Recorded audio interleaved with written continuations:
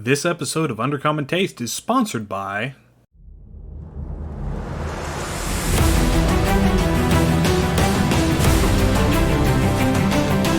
In a world besieged by darkness, torn apart by hatred, where the cruel, the wicked, and the heartless rule over all, Romancing the Dungeon is an epic tale of four legendary heroes who unite in the name of love, unity, and friendship to bring light and hope back into the world. Are you serious? Those four wouldn't know what love is even if it was tattooed on their asses. You got the wrong show if you think these four are love experts. I'm the only love expert you need, so we're doing this my way.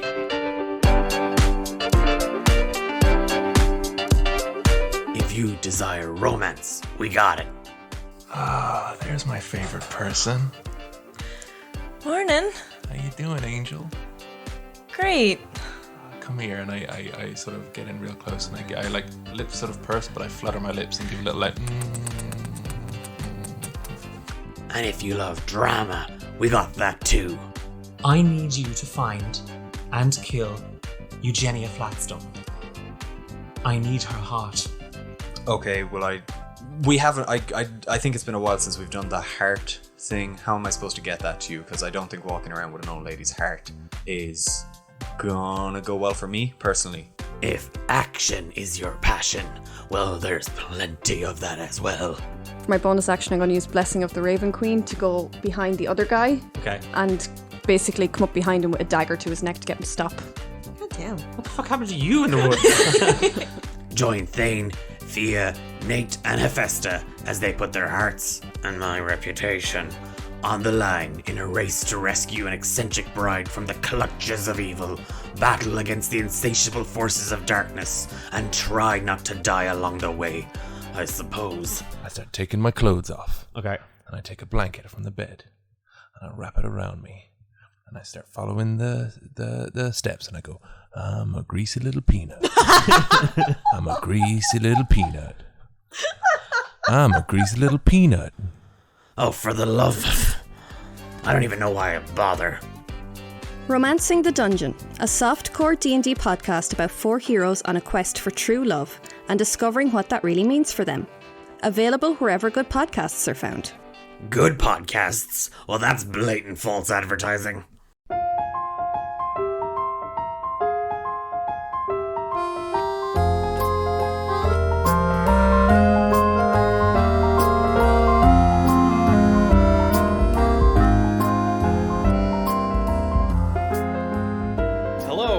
Welcome to Undercommon Taste. This is a podcast where we create and discuss homebrew content for tabletop RPGs. This week we ask tabletop gaming, what's love got to do with it? And no, I'm not singing it. Mostly for copyright. Yeah, and your ears. I'm Ian Woodworth. I'm joined by my co-host James Daly, and today we have special guest Declan, the DM from the Romancing the Dungeon podcast, to talk about romance in your TTRPGs. Declan, welcome to Undercommon Taste. Yes, welcome.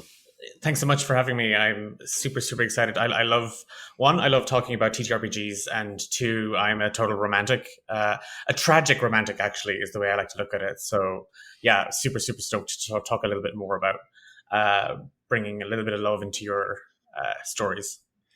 Excellent.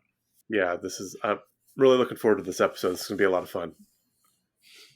So let's go ahead and start off, talk a little bit about yourself. Who are you? What do you do? Sure. In case actually, lots of people tell me I don't have a strong Irish accent, but I'm from Ireland, and I have been playing tabletop role-playing games now for about 18 years across loads of different systems. So I actually started with GURPS before I even knew about anything else, and then I moved into kind of everything in between, World of Darkness, Pathfinder, and then eventually found my way into D&D 5e. I don't like saying forever DM, because I think that has like kind of a negative connotation. I'm the eternal DM. I enjoy playing. I enjoy having a laugh with other DMs and stuff like that. But I love I love creating campaigns, and I love telling stories, and bringing people into that fold, and helping you tell those stories. So yeah, I'm the DM for Romancing Dungeon, as you've said, and another Irish stream called Rise of the Forsaken. They're under our little production studio, D8 Dungeon. So yeah, I'm working on 2 more streams. So we'll see awesome. where all those go. Yeah, like again, Eternal DM, constantly running games. Yeah, I mean, I know as much as Ian goes through. I mean, it's a bit on my end sometimes, and that's like twice as much, if not more, on Ian's for one stream. So out doing like 4 streams at once, that's some impressive juggling. Well done. I hate myself, James. That's what it is. Oh, okay. So it's a form of masochism. Okay. I mean, Yeah.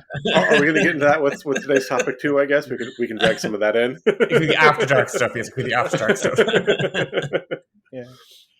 Yeah. Fear and Loathing and the Forgotten Realms. That should be on a T-shirt. Yes. That would be the Underdark exactly there. We can't stop here. This is bad country. Giant bad country. Oh my. So, Declan, why should we incorporate romance in our TTRPGs? That question has kind of 2 answers. The first is you shouldn't, unless your players want to, and that's something that you've all kind of discussed, and I know we're going to talk a little bit about that a little bit later on. But I suppose my main part of that is the kind of one of the reasons I wanted to explore romance. You know that trope, roll to seduce the dragon, roll to seduce something, anything. Yeah. I always, you'd see that come up on memes and on Twitter and basically everywhere. And I was like, what if this was a thing that we actually took a bit more seriously, and not just we've to slip by the guards. Let me cock an eyebrow and flex a little. I really wanted to explore what that dimension would bring to an adventure, where characters are either romantically interested in each other or NPCs, and for me, it's purely about navigating story, and that's the story that I am running as the dungeon master, but the stories that my players then create out of that, and the romantic element to it has been an absolute blast. We're I can't say we're halfway through season 2 because we're not, but we're into the middle of our second season, and season 1 was just an absolute wild ride. And like I said, I've been DMing since I was 18, and I've yet to really kind of encounter this kind of dynamic where players are. In our instance, we have a couple in the party. Well, rather an ex-couple, and they dated. There was maybe one party interested in making it much more serious and much more official, and the bard was having absolutely none of it, and he jilted our warlock. That's always a bad idea. Yeah, never jilt the warlock. Well, the said warlock's patron gave her a dagger and a task. Shank him, and I'll give you more power. So we had that running the whole way through the first season. This will she or won't she? And it was our Ross and Rachel. It was like, will she stab him? Won't she stab him? And if you tune into the first season, you'll find out whether she does or she doesn't. But for me, it's just that element it just brings another dimension to the storytelling. That's really. I wasn't a huge follower of fans. Like, my family would watch it when it was on in the 90s, and I will have to say, if anyone in the universe deserves to be shanked, it would be Ross.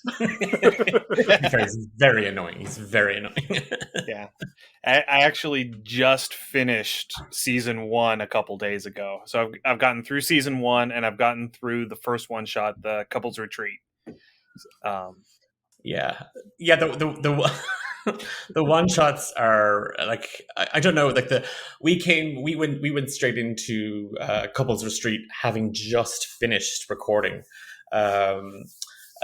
season one, and that was just, it was one of those weird moments as a DM where you're like, I'm very tired, but I've committed to this, and I was really, really looking forward to playing with John from 5e Trash and Nate from Dyson Desire, and that was because again, there wasn't really there wasn't a lot of romance in Couples Retreat. It's the titles, a funny, stupid play on words. Gotcha. Right. Now, you did bring up going back, with the whole rolls to seduce, and I mean that has been the old D&D camp since forever, and that's one thing that I'm really happy that has changed with 5e, particularly with the bards. Is the bards have become so much more useful, because back in second and third edition, and again I have no clue about fourth because we skipped it because it's fourth edition, but second and third edition, bards could try to roll for seduce. They could roll for deception. They could play an instrument for bardic inspiration, and that's about the three things they could do, and that was it. They were pretty terrible. Our bard likes to roll to shitster as well. That's awesome. Majorly, he's... Oh my god, a chaos bard. To be fair, I think it's just... the character is just... And then the player is also just quite a chaotic individual as well. I love it. So, How did that not come up in our bardic episode? Just a bard that solely stirs chaos. That'd be amazing. Because that's I am totally inspired. James. Just in general, it's there. Chaos is part of the bard package, the default factory default package. Well, I don't know. I think particularly a stop purring, a pot stirring bard. I don't know. That needs to be revisited. But we're going to stick a pin in this one. All right.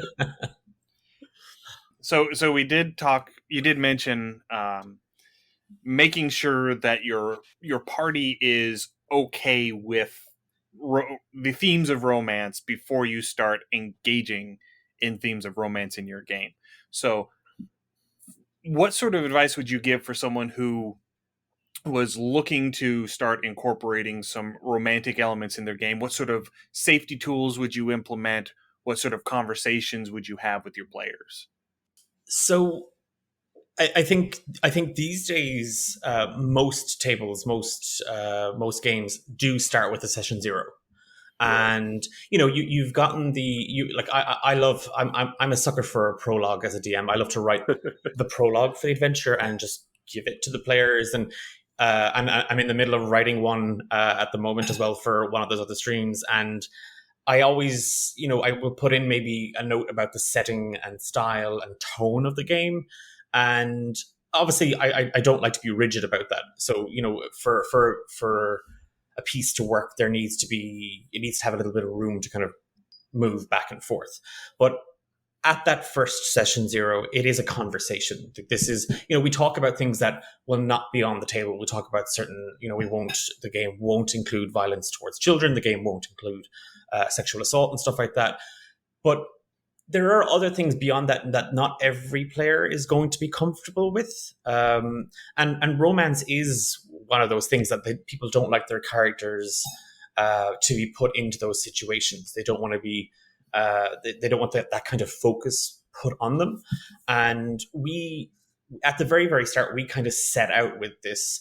I wanted Romancing the Dungeon to be kind of like a rom-com, where we say we're like the hallmark of D&D 5e games, because while yes, romance and love and relationships is a big part of what we're doing, we don't feature any sexual content. We do, things get implied, and we do have cutaways to, the fireplace, and all those little kind of things you'd see in a PG-13. But if, as a DM, you are interested in bringing romance into your stories, it starts with conversation with your players and who is and isn't. Because the other thing, I suppose, look, let's just be honest. nobody wants to flirt with this. Like, you know what I mean? Like, and you're not flirting with me, you're flirting with the NPC, but it's me. You're making eye contact with me. And if we're in character, great. And if your players are able to maintain that, great. There's an awkwardness that comes with it. Like, not everybody's comfortable flirting. Not everybody's, and that can be serious flirting, that can be funny flirting. Not everybody's going to be comfortable with it. Secondly, it's a whole other dimension to a character that maybe you didn't see that way. You just didn't see that as a thing that, oh, I didn't realize that, you know, we'd be on Tinder in the tavern just flicking through it or casually. I just like have that conversation. And if you're the player and you want to bring this into the game and you want to talk about maybe having a romantic possibility with your character NPC or another PC, it's a conversation. And if that conversation is one-sided and someone says to you, look, it's just, this isn't the game, this isn't the table, this isn't the character, then you accept that. And if you really want to continue looking at it and pursuing it, well, then you will find a table where that is appropriate, that is what they're going for. And I think there's a nice kind of balance to be found with every kind of topic and theme that you as the DM want to incorporate into your world and finding it. And I have players who are more comfortable with certain things. And one of our characters, Fia, played by Louise, is, I mean, we've always kind of hinted that there's a little fatal attraction about her. We've never really gotten into it, but she has a very romanticized idea of what romance is, and we've always she's been kind of seen as the innocent character. And we haven't really done a whole lot of flirting back and forth as PC and NPC.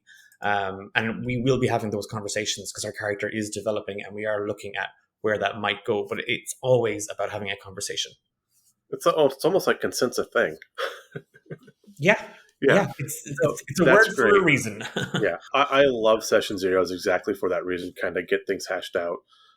You're talking about your character with the fatal attraction. This would definitely be something that I would not have half of the tools to need.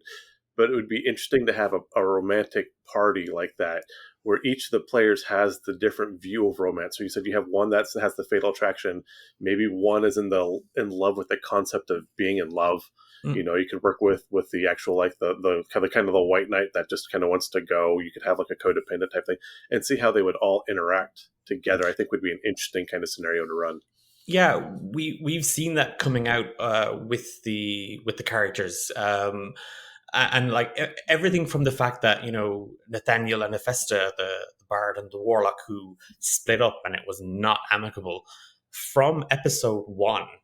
Like one of the highlights for me, because we edited the show to be like a radio drama rather than an actual play podcast. But one of the highlights for me and for Louise, who also edits, is hearing the little under the breath jibes that Amber makes as Hephaestus about Nate when he's doing anything. And just that, like how quickly we can get into these characters and what it's like to be that person who got ghosted and is now forced into a party because some old goddess is like, hey, I'm alive and I'm going to curse the 4 of you because I'm just back in the world and I'm going to see what happens.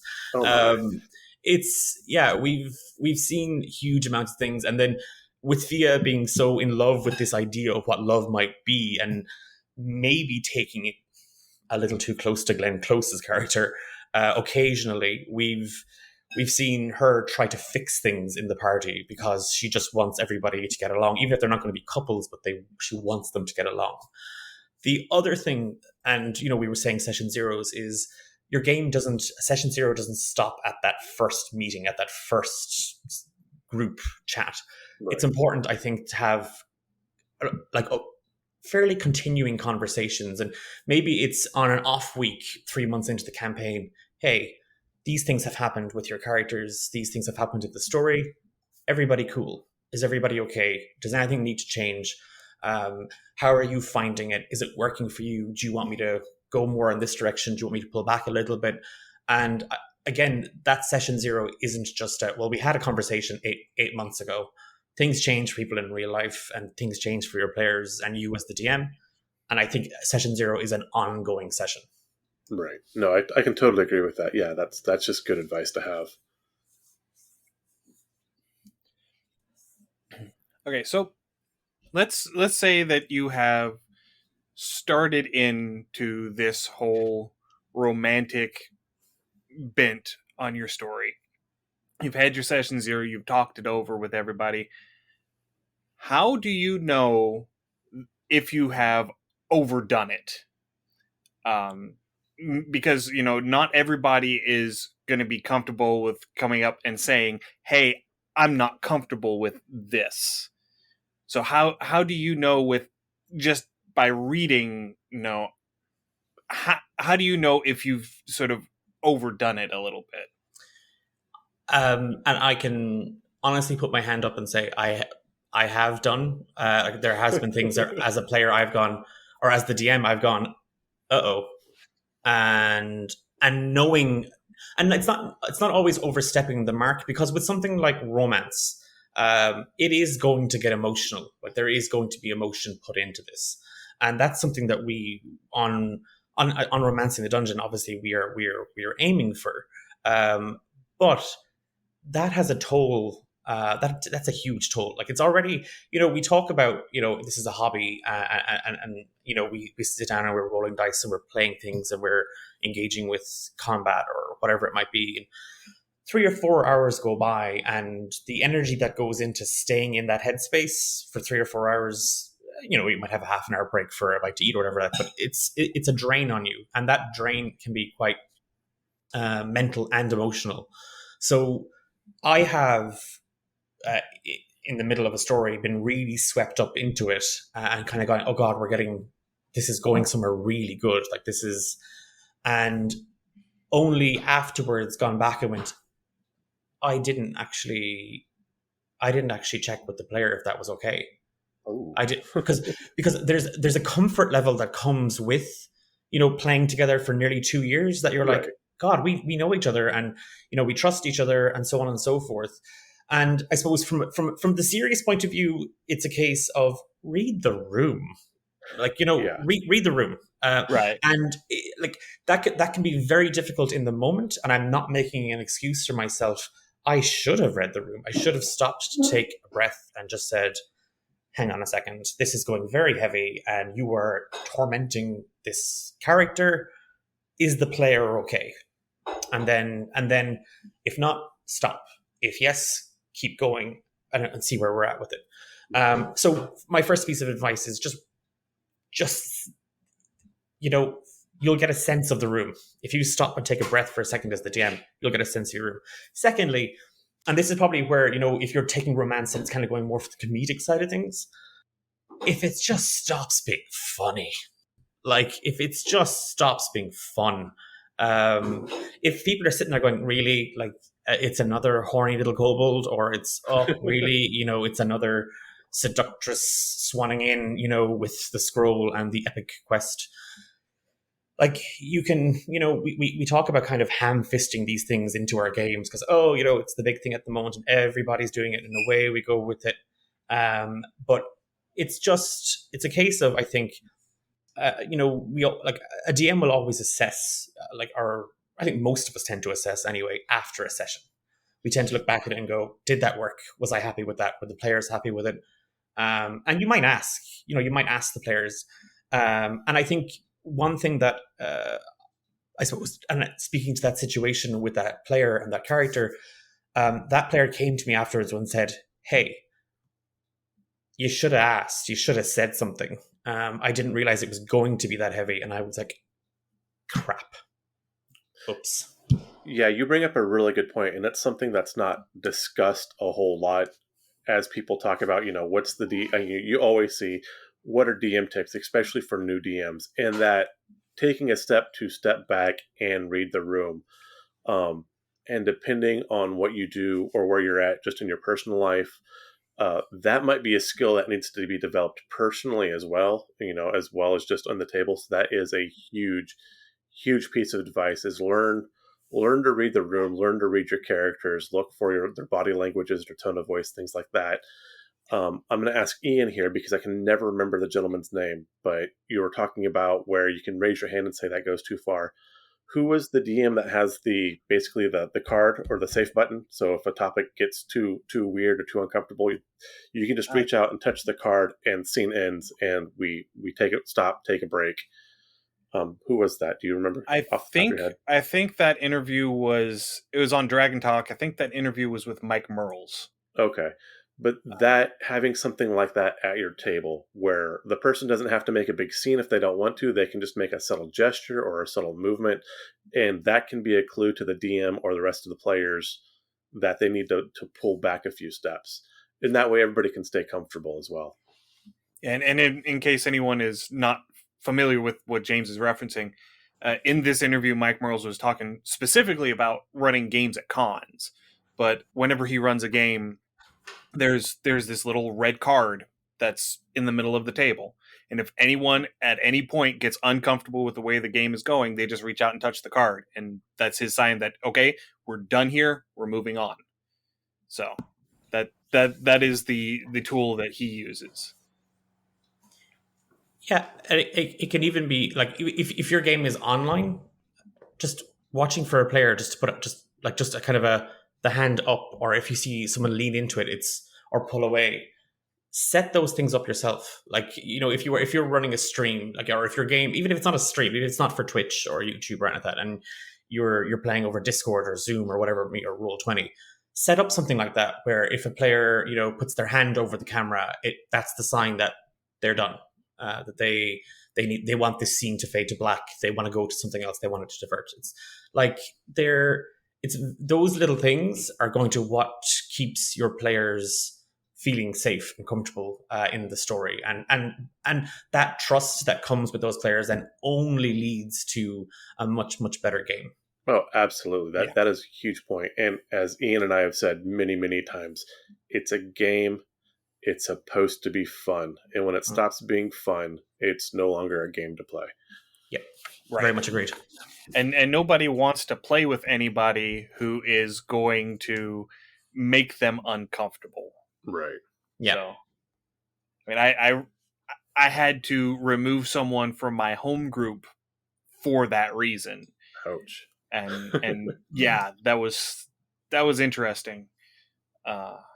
Especially little old non-confrontational me having to say, "Hey, you're being a dick, and you're not welcome here anymore." Yeah, that's a really hard DM call to make. Yeah. But sometimes that is the role of DM. I mean, DMing is hard, and if you're a storyteller, it's wonderful. But you are the storyteller, but you are also the protector of your party in a lot of ways. You mean, even if you're a confrontational DM where you want to kill the party, the player characters, you are still watching out for your players. Always watch out for your players, because that's what's going to keep them coming back to the table. Okay, so now that we've established some of the base rules, base guidelines on how to be a considerate DM in a romantic game, how do you keep the romance from devolving into a trope? I thought you were going to. How do you keep the romance alive? Yes, that's a whole different. I mean, there are schools and books about that one. It starts with a box of chocolates, a dozen red roses, and a Barry White CD. Speaking of tropes,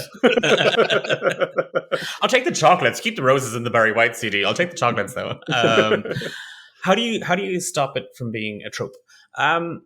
If you want to use tropes, if you want to use that, and that's the kind of game you're running, do that. Like, let that work. Sorry, Bicho's very close to the mic now as well. No, that's awesome. I love the cat. He has a lot of things to share. But if that's what you want to do it. Just make sure everybody is aware that we're just not going to take this as seriously. If you were taking romance as a kind of a cornerstone to your story. I always like to think of my NPCs as real people. And, one of the characters that we meet in season 1 is probably one of my favorite, I suppose. I can't say supporting because she's just there to mess things up, but is a tiefling warlock by the name of Dahlia Wolfram. And Dahlia is an ex of our other warlock, the warlock Hephaestus. And when I was thinking about introducing her as an ex to the warlock who's really mad at her ex who's in the party, I was like, what's Dahlia's purpose going to be here? Is this going to be are we just going to do like a love triangle where, they all kind of end up kind of falling for Nate, or what's the story with this? And I was like, no, hang on a second. You have been Dahlia. You have been that guy who went out with the other guy who was very upset at his actual ex-boyfriend and started dating you to get at him, and dumped you then the second, there was a glimmer of hope of that old relationship turning. And I was like, how did you feel when that happened to you? And I was like, I'm going to bring that into my story, because that was a very real feeling of like being embarrassed and being angry and being hurt. And I really wanted to bring a little bit of life to my NPCs. Even if it's just the barkeeper, there's something about them that kind of has them going. And we had in season 1, we had Giles and Ariel, his wife. Although everyone thinks it's my Borat impersonation, but it wasn't. It was me desperately trying to do a French accent. Giles is French. Yeah, he has both. Like I was like, I was like, okay, and I did French for a couple of years. It does not translate into being able to do the accent. But I would suggest, if you're bringing this in, and you're not going to bring romance in just willy-nilly. Like, it's something you have to really consider as part of your campaign. If you are doing that, my best advice, if you want to keep the romance thing going through it, is think of the NPCs, think of the player characters as living things. And relationships are incredibly complicated. Oh, like, absolutely. Anybody who tells you, oh, sure, it's grand, you meet, you fall in love, there's a box of chocolates, there's some roses and a very white CD, either has had way better luck than I've had, or but it's that thing of these things are complicated. These things are very, very complicated. So your NPCs and the story that they get wrapped into, and romance is a wonderful way of weaving complication into your story. And like one of our other cast members who wasn't able to return for season 2, but Thane, we had this ongoing, he was having these nightmares or these dreams, and there was a woman in his visions, and at the very end of season 1 we learn who that woman actually is, and what that meant for him as a character. So I would say just see the story for the value it's going to bring. And not just as some sort of, oh, look, we'll tag it on and we'll see what happens with it. Invest in the same way you're investing in that necromancer who's trying to resurrect, an old one or something from beyond the depths, and you're putting all your heart and soul into that story. Do the same thing with romance and see how your players react to it and what sort of dimension it's going to bring to the story that you are telling. I'm just saying, if we have our listeners like sit there and actually stop and think about romance, that's going to be, a lot of romances fail because people don't take that moment to stop and think about romance. So, maybe that's a giant step in an off-table direction, as well as, hey, you know what, just give it some thought. That's one of those things. No, again, great advice, very solid advice. I love characters that take their own lives, especially in literature, was always one of my favorite things. You have authors where you can just see the characters grew on their own, and so much more at the table, on the table. Everyone starts off with an idea and maybe or maybe not a little mini, and then the characters really can become their own entities over time, which is wonderful to see. And so allowing them to do that, again, is wonderful, wonderful advice. All right, so one of the uniting features of all of your characters, at least in season 1, I haven't gotten to season 2 yet, but in season 1, is that they all, to some degree, have an unhealthy aspect to either a current or a past relationship. Specifically, Fia's character. The character of Fia I I have to admit that one hit a little raw. But there are some characters have, I don't want to say unhealthier, because I mean, an unhealthy relationship is an unhealthy relationship. That's, you don't really want to start nitpicking degrees. But how do you address aspects of that in a game? I suppose, God, if she's watching and I confess to this, Fia is actually one of my favorite characters. And you have plot armor. Oh wait. No, she doesn't. No, Louise brings such a huge amount of depth to Fia, and I actually remember when we first started talking about her character at the very, very beginning, when we were just planning this whole thing out. That Fia and the Fia we have at the table, entirely different. And we started looking at this idea of this young woman who hasn't, I mean, she's had some experience with relationships, but this idea of maybe adding more to what the relationship actually was, or telling herself, because again, exploring her background and her personal history and her personal relationships, we can see somebody who isn't just looking for love, but has never really known it. And all she knows of it is what she reads in stories, whether it was a story she read as a child, or the story she reads now as a young woman, or the story she writes in her fan fiction. She has a very... we used to say she had rose-tinted glasses on when it comes to relationships and just how these things work. And her seeing, Nathaniel and Hephaestus just rip each other to pieces when they're desperately trying to get out of the clutches of a night hag. They're...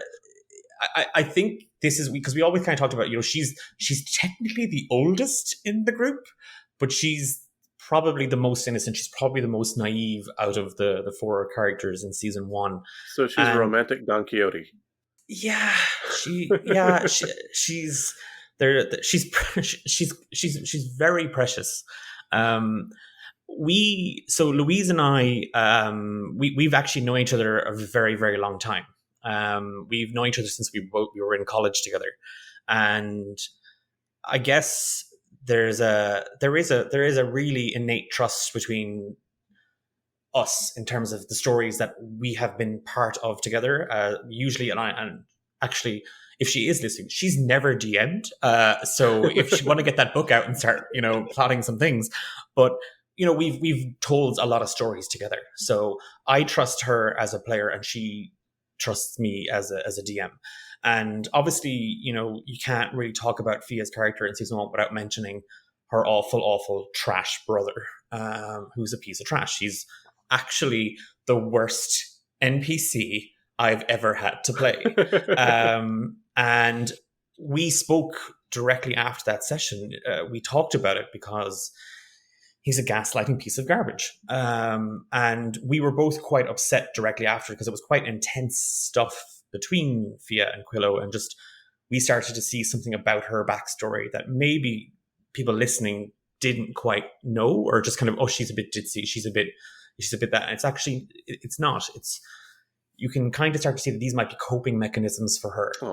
And this is kind of where I like to think our show grew up. Because it started off as this idea as we wanted to do a romantic comedy. And actually what happened when we dug into it, and as a group of friends, we realized that, hang on a second, one, we really love telling stories. We love playing TTRPGs, and we love telling stories, and we love playing together.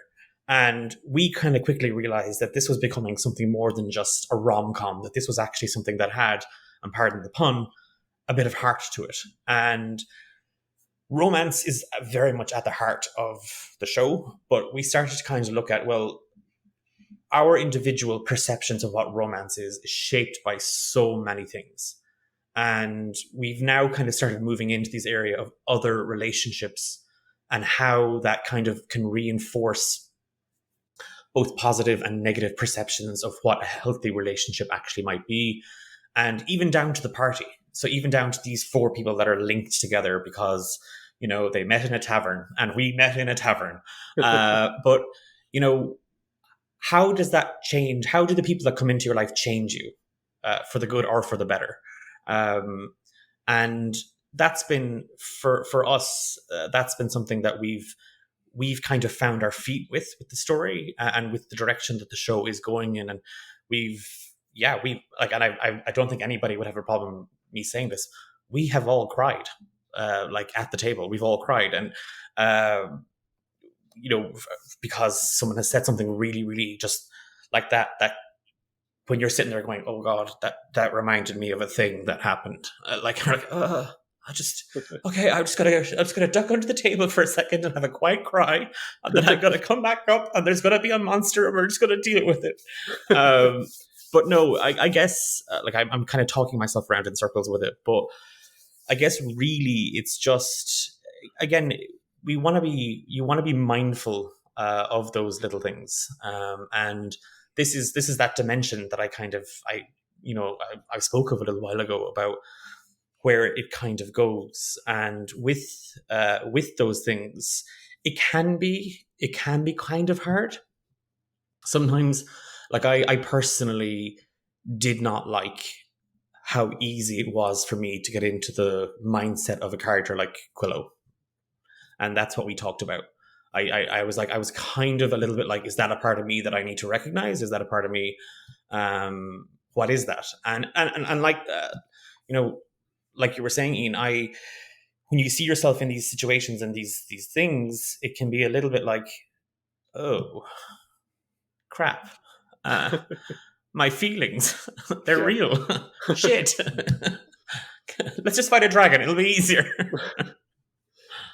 That is an interesting concept that sometimes the monster at the table you don't get to roll dice against.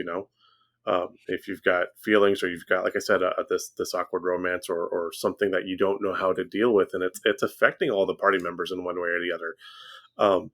Much like real life, a lot of your enemies or your monsters, you don't get to go up and take a swing against. You've got to figure out how to resolve it, how to settle it. So that's, that rings very true. Right. And the reason why Fia's story, her backstory, really resonated is because I have been watching other friends of mine in the past in similar relationships, and I'm seeing the parallels between those relationships that they have fortunately all gotten out of. But so, just seeing that play out again, and just having to listen to it, having to watch it unfold, and not being able to reach in there and fiddle with it, and no, I want to fix you it. sit down now. It's really funny, but about 2 months after, so we started recording, I think in October, November of 2019. And 2 months before we started recording, I ended a 10-year relationship. I left, and we were to be married the following June. And I had to walk away from it. It was a very, very unhealthy relationship. And then I decided, I'll just make a podcast about romance and play D&D. and that's how I'm going to. And there has been things that have come up, and that are kind of in it that I'm like, this kind of was a little bit of an outlet for me, I suppose, as a writer and a creator, to kind of maybe put some of my own feelings into it. But I guess, and I think that's because we understand that our show is not for everybody. I think a lot of people see the title and go, ugh, why? And that's totally okay. Like, I don't mind that. Like, I'm not here to have an audience of 10 million people. Yeah, that would be lovely. I'm here to play D&D 5e. I'm here to tell a story with my friends, and I'm here to have fun. And if people want to listen to that, and people want to share in that, and have the the best stuff we've had so far is just people saying, I was listening to you on my commute into work, and I'm on a bus and I'm crying. God damn it, it's the start of the day. Like, why? And then me kind of, oh God, I'm so sorry. Why did you listen to it first thing in the morning? And they're like, no, it was really good because now I'm all pumped. I'm like, what? Yeah, like it's been really nice because this is common. These things are common. To you, it can kind of feel very, that you're on your own and that God, no one knows how this feels. But like I said, these things are complicated and it's all part of being human. And it's not easy. So make a D&D podcast about it and see if you can find out the answers. It's cheaper than paying for a therapist, right? Yeah, well, that's depending on how many books you have to buy. You got the books, you got the maps and the dice, and then you want the cool DM screen, and then you've got to get the really good gaming table because your dice keep falling off the rate. I mean, stop! I desperately want a gaming table. I'm like, I must get a gaming table. I need one. It's for work now. Yeah, exactly. It's a business expense, right? I can write it off. All right, so we're starting to run a little bit long, so I'm gonna try and wrap these last two questions together. So many of us play characters who have different, who are substantially different from us. Characters have different gender identities. Characters who have different, sexual identities. Characters that are of a different race than us. What advice would you give for someone who is wanting to, say, explore a relationship that would be substantially different than one that they would pursue in their actual life? Yeah, when I first started into TTRPGs, I used to always play either female characters or I would play queer characters. And I still actually have a preference for playing queer male characters. And I guess we can look at that and kind of go, well, why do you want to do that? What's that going to bring to the table for you? We can ask all these questions. And as a queer person and as a queer DM, maybe that player is trying to figure something out. Maybe that person has a little there's something in the back of their mind that they're sitting there and they're just thinking, I don't know. I trust my friends. I trust the GM, and I think this is something that I might want to work through or bring. I'm curious about it, and for me, I guess it comes down to, again, it's always about having a conversation. And if you are straight and you are thinking about playing a gay male character or a gay female character, whatever it might be, or a bi character, have a little bit of respect for those experiences. That's really what it is. We're not a joke. We're real lives. And that would be my first sort of little piece. If you're the player sitting there going, I do think I might want to try playing a queer character and seeing where that might go, and maybe going down a romantic line of it. As a DM, I suppose you need to talk with that player, and I suppose, and not question or interrogate, because again, they've come to you with something. You have to try and find a balance now that works for you. And I actually, so again, I have never had a relationship with a woman, and I've had to sit there as a GM and role play women being flirted with, and vice versa, and try to engage these things. And really, I suppose it comes back to that. We always kind of say, what is love? That's it's universal. So whether it's queer love or straight love, it's just love, and like that's the way I kind of look at it. And if that player wants to play a queer character, and you trust them that they're not going to be sitting there just kind of throwing out every stereotype that they know from the book, and you're happy, and the table are happy, and away you go with it. Away you go with it. That's what I'd be kind of saying, is that it has to be about respect. Plain and simple. I like that. So, I mean, a lot of things we've discussed with just through this podcast is talking about, trying to fill that person's shoes. And I think the evolution of maturity of a player at the table versus the person themselves, or including the person themselves, is everyone starts off wanting to be their idealized self. And then eventually they start playing characters that are maybe a little more true to their actual self. And then some characters, not all, but a lot of them at some point let's start looking at something from another person's point of view. And I think these are ways to do all of those, at any given point in that evolution, or that those stages of growth. So, it would be kind of shocking to say, I'm going to play this type of character that's absolutely not me, and try to understand that person's perspective from a perspective that's not necessarily the one I live every day. So I think that can be a very healthy thing to do. I think it can be a very enlightening thing to do. But as you said, they're all real people. There needs to be a large, heavy dose of respect in all of it. So from the DM understanding what the player's doing, from the player understanding the role that they may be trying to play, I think that's all really sound advice. Yeah, and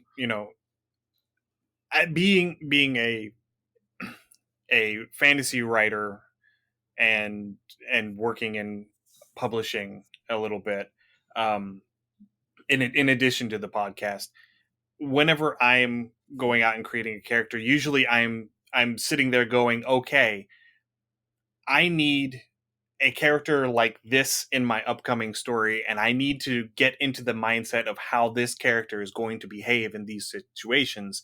And then my character in the game becomes that sort of example, that case study on how to play that out. One character in particular that I can recall doing this with was my character in Vampire the Masquerade. He's a Brujah. He was embraced in the 1920s. He was a member of Al Capone's gang. Okay. He may or may not be the reason Al Capone is dead. Okay. he that he will neither confirm nor deny this. But his name is Jimmy Nardello, and he is trying to come to terms with the fact that he's gay. Okay. And so because he comes from that early 1920s mindset. I mean, he was born like 1897. So he's coming from that Catholic upbringing mindset of like, yeah. And so he's got a lot of self-loathing in there, and a lot of, he expresses it with anger, which plays into his Brujah, clan, and I'm really, really disappointed that game didn't really take off for more than about 3 sessions, because right. I was really looking forward to trying to dive into that. Jimmy was a really fun character. Jimmy was a fun character. Yeah. All right. Well, I think that brings us to the end of our interview portion. One of the things that we like to do with our guests, one of our favorite parts of our interview episodes, is our monster mashup. Yes. Where we roll some dice on this random table and then collaboratively create a monster. So, Declan, are you ready and willing to undertake this endeavor? Yeah, this is the thing I was probably most nervous about. Yeah, but let's fire ahead. All right. So let's go ahead and get started, and give us a D4 roll for locomotion. How does this thing move around? That's a 3. A 3. It burrows. Okay. Gross. Got it. All right. Next up is a D6 roll for what does it eat? Oh. That's a 1. A 1. Inorganic material. Okay. Okay. So, dirt, metal, Ores, yeah, Rocks. plastics. Yeah. Oh yeah. Okay. Yeah. Here we go. Yeah. I mean, if you want to go, a little more fantasy sci-fi, yeah, we can definitely go that direction too. Yeah, we can get some science fantasy going in here. This is going to really help us start fleshing this out. Next is a D8 roll for size. Okay. Okay, that's a 6. A 6. It's huge. Oh. Okay. Okay. I'm feeling this one so far. We're coming along the lines. Again, seeing some graboids maybe. So far we've got a Delver. Yeah. Or a Zorn maybe, an oversized Zorn. But we need to get away from actual creatures because we're coming up with something. Okay, next is going to be another D8 roll for social organization. And that's another 6. Another 6. Gang, so 11 to 25 individuals. Okay. I'm seeing, what was it, the Dig Duo, the Pokemon? Doug Trio? Oh, Doug Trio. Yeah, there we go. Those things are going to be huge. I mean, because huge, that's like 10 to 15 feet tall. Yeah. Well, I mean, they eat well. What can I say? Okay, well fed. Yeah. Okay, but yeah, and that would play in because I mean there are lots of fan theories that what you see is only a small portion of the actual creature. Yes, just whatever it happens to stick up out of the ground. So okay, next up we're gonna do a D10 roll for its native environment. Okay, that was cocked. A 3. A 3. Can you give me another roll and tell me even or odd? Even. Even. So it is freshwater coastal. Oh. Okay. Kind of seeing like those. It's definitely obviously kind of close to the riverbed. Probably like large like worm-like creature at this stage. Yeah. Kind of where I'm going with. Picking off what's flowing out into the sea, like the flotsam from the woods and stuff like that. A giant clam. Yes. Okay. Because they do burrow. They got that like the foot appendage that can come out, kind of swoop and sweep the beach. Yeah. Okay. All right. I'm almost seeing this as being another one of those magically or genetically engineered creatures. Okay. Something that has been modified for a purpose. We're staying away from the vampire fish.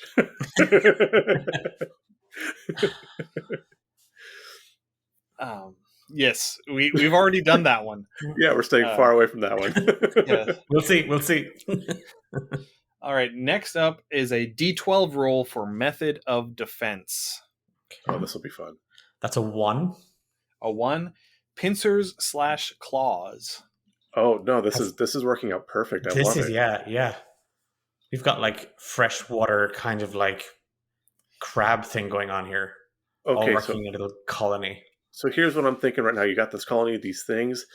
They live by clearing off shipwrecks. Yes, and a lot of people might mistake them for like the like large rocks at the edge of a waterline. Yeah, but they're actually these creatures that sitting there waiting for flotsam or large parts of dilapidated or broken ships. Is it the mud crabs from Fallout, where they sit there on the beach and they look like a rock and they get up and they Mirelurks? Mirelurks. There we go. Yes, mud crabs are from Elder Scrolls. Yes, yeah. Well, they're the same creature, just different name. Different stage, different evolutionary stages. Yes, because we all know that the Elder Scrolls and Fallout are in the same universe. Oh, absolutely. Yes. Sure. Just a few millennia apart. Okay. Next up is a D20 roll for quirks. Okay, and that's a 12. 12. Dodecachromats, so mantis shrimp eyes. Allows it to see into extra spectra, including magical auras, see-through invisibility, etc. Again, I'm liking these particularly if they're looking for like a magical treasure off these shipwrecks. Maybe that's a preferred food or something they eat to incorporate into their anatomy somehow. Did It we looks just like you make had the a good giant crab from Moana? Yeah, we're working that direction, yeah, because he's Yes! shiny. Yeah. I love it. Yeah, and they might fight over the shiniest bits and pieces. Yes, yeah. Who wants to be a demigod when you can be a decapod? Right. Okay. I'm for it. I am for it. Okay, so now we're going to make it weird. Okay. So give me a D100 roll. Okie dokie.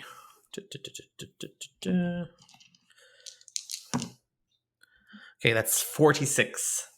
46. We've got... Oh, we've had this one once before. Bite causes agony on top of normal damage.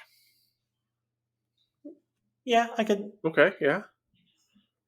It's probably from chomping on all that, that rotting material, definitely. Yeah. Oh, yeah, like it causes some sort of sepsis or something like that? Yes, instant gangrene. Oh, And- my. And then on top of it, because they're I'm assuming based on where our conversation is going, it is feeding on like magic items. Yes. So its bite actually becomes magical. Oh, yeah. So its natural weapons are magical because they're infused with the magic of the items that it's been eating. Yeah, and stands for it's just this reason, maelstrom of magic. It's not even like one particular like school or form or type. It's just this weird. It's like every time it bites a living creature, there's a wild magic surge. Yes. Oh, that'd be awesome. That would be cool. Oh. Yes. Oh, well done. All right. Well done. So James, do you want to do the second D100 roll, or do you want me to? I'll let you go ahead and roll it. All right. So because we really like to mess things up, Weird is not weird enough. We need super weird. Yeah. I was hoping for 11, but I got 83. 11 would have been biologically immortal. Oh, that would have been amazing. But this is actually even better. Oh my. Number 83 never dies of old age, just keeps getting bigger.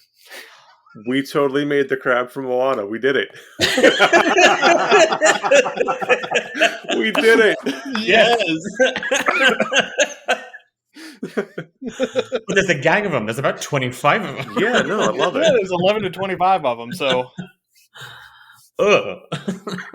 yeah, I'm liking the shipwreck thing, or maybe if there's like a wizard's tower or a wizard school nearby that's like living on the coast, and so they're like constantly trying to encroach because they're attracted to the magic items, and so they're kind of maybe slightly invasive. It could be like, and actually, these might find their way into the thing that I'm working on. We do have an island in the world of Arcanum for Romance in the Dungeon where it is actually a wizard's university. Thank you, Strixhaven. But again, it's a city where a lot of magic users come to trade and learn and so on and so forth.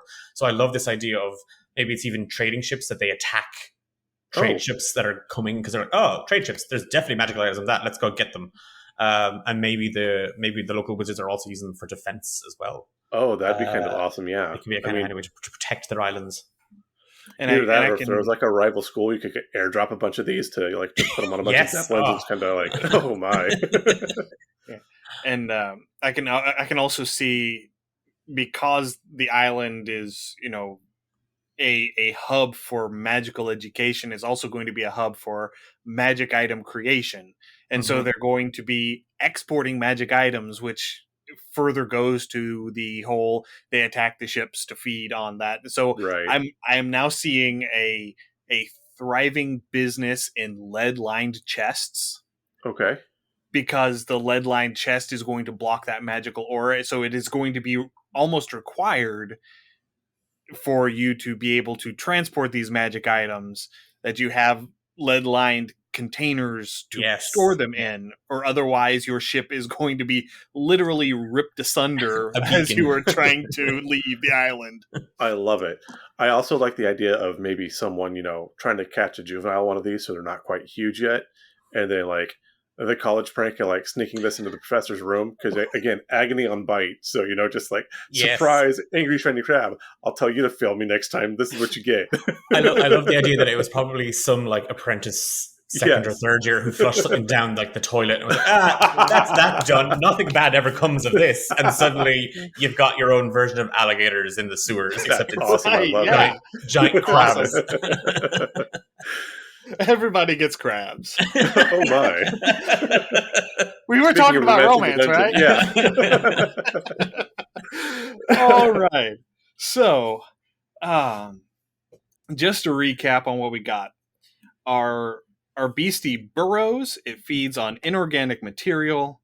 It is huge in size. Its organization is gangs of 11 to 25. It lives in freshwater coastal regions. Its main method of defense is pincers/claws. It has dodecachromats, so it can see into extra spectra of light.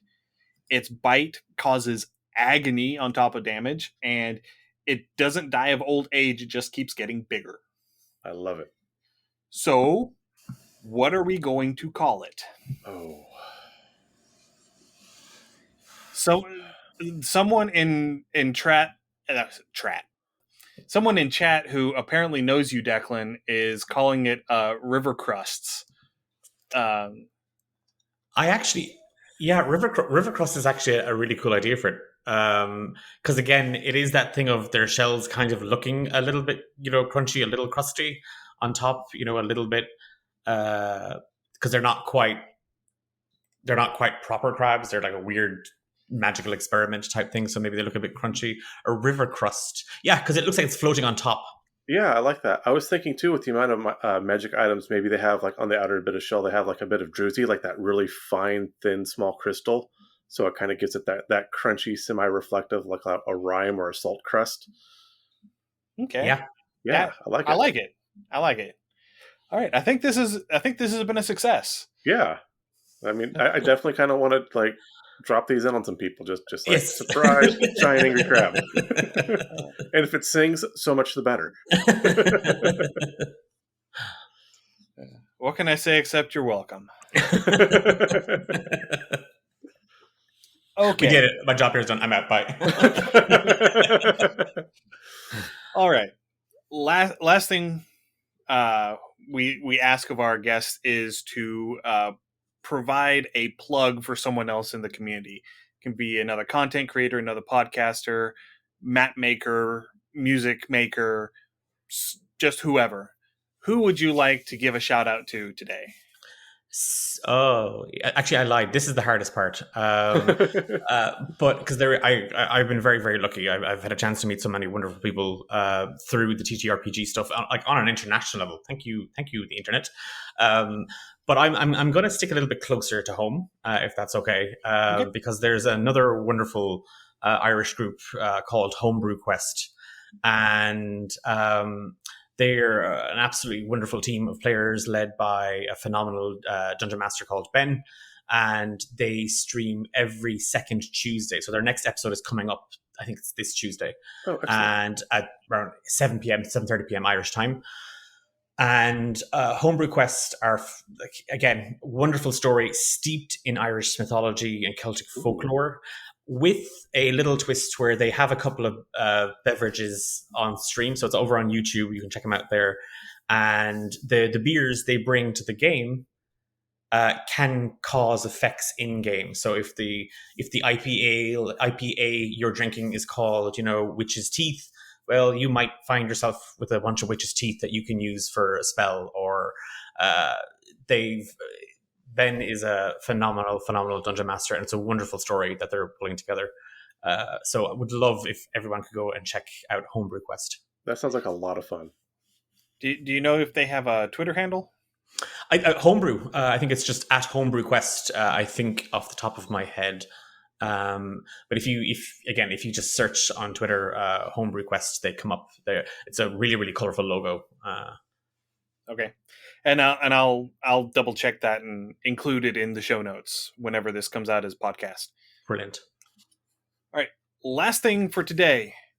Tell us about where we can find you and your projects. Okay. So you can find me personally at Declan DDY on Twitter, but would love if you would go and check out at D8 Dungeon. That's our handle on nearly all social media platforms. And currently we have 2 productions going. We have Romancing the Dungeon, which we've been talking about today. And the other project we have is a Twitch stream called Rise of the Forsaken. And again, it's me, so I'm not just playing D&D. I'm talking about where it's very much steeped in the idea of family and a group of siblings who are trying to figure out what the world is and why they're there.